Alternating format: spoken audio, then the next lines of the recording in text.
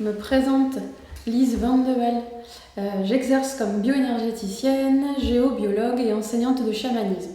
Alors, je vous propose une conférence sur la pratique chamanique aujourd'hui, des sagesses ancestrales aux technologies quantiques. Dans la pratique chamanique, la lignée chamanique qui est la mienne,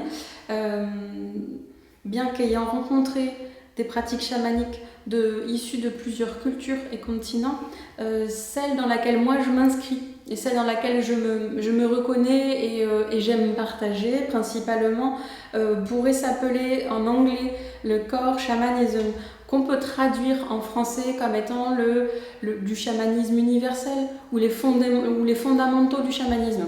Alors on peut développer et quelque part entraîner nos capacités parapsychiques ou extrasensorielles pour voyager par l'esprit. On parlait tout à l'heure du coup de tout est relié dans un grand tout qui n'est pas séparé. On a donc la possibilité de voyager par l'esprit en dehors justement de la notion d'espace et de la notion de temps. C'est vraiment essentiel et du coup c'est pour servir une intention de travail, une intention de guérison. Voilà, dans tous les cas, on sert une intention qui est pacifique. La pratique chamanique personnelle, elle peut nous aider, nous encourager à cela. Alors peut-être qu'ensuite on peut se sentir comme étant un acteur de sa propre vie et un acteur de l'évolution collective. L'idée est bel et bien de vivre dans la réalité ordinaire et de faire parfois des incursions dans les réalités dites chamaniques. On peut faire un travail chamanique très beau et très intéressant avec le son du tambour et de façon légale, en évitant la recherche d'expériences, aller chercher de l'expérience, aller faire du tourisme spirituel dans un contexte qui est du coup un peu entre guillemets de consommation avec un risque de choc culturel.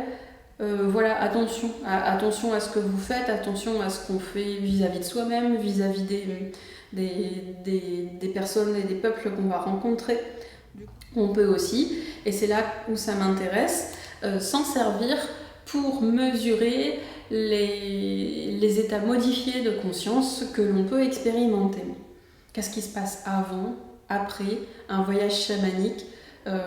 J'ai ici sous les yeux des représentations graphiques de mesures qui ont été faites sur une personne avant et après un voyage chamanique. Voilà, c'est assez intéressant en termes d'études énergétiques. Voilà, qu'on peut regarder et voir s'afficher, c'est toute la partie interprétation psychologique. Alors du coup, on va avoir des mots-clés.